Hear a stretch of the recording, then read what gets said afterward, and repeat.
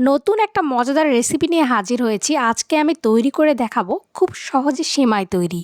আজকে যে প্যাকেটের না খোলা সেমাই রয়েছে সেটা তৈরি করে দেখাবো। এই সেমাই খুব অল্প সময়ে এবং সহজভাবে তৈরি করা যায়।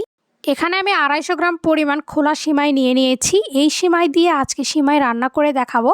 প্রথমে এখানে আমি 1 লিটার পরিমাণ দুধ নিয়ে নিব একটি হাঁড়িতে। 250 গ্রাম সেমাই তৈরি করার জন্য 1 লিটার দুধ হলেই যথেষ্ট। এবার এই দুধের ভিতরে দিয়ে দিব 5টা এলাচ, সাদা এলাচ আর 3 থেকে 4টা তেজপাতা। এবার দুধটাকে খুব সুন্দরভাবে জাল করে নিতে হবে।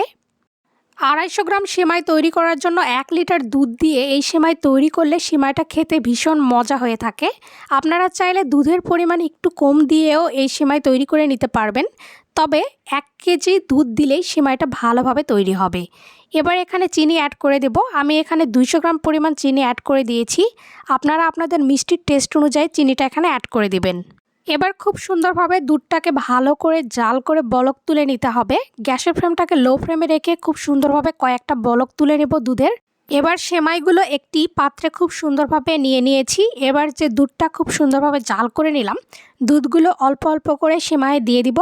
এভাবে সেমাইগুলো রান্না করলে সেমাইটা খেতে ভীষণই ভালো লাগে। আর এইভাবে ঝটপট করে বাড়িতে সেমাই বানিয়ে নিতে পারবেন।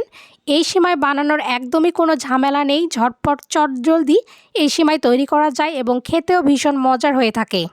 সেমাইয়ের ভিতর দুধগুলো দিয়ে দেওয়ার পরে আধা ঘন্টার জন্য এটা রেস্টে রেখে দেব। এরপর এটা পরিবেশনের জন্য একদম রেডি হয়ে যাবে।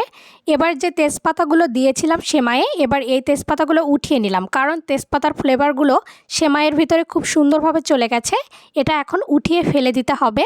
এবার এই সেমাইগুলো একদম রেডি হয়ে গেছে।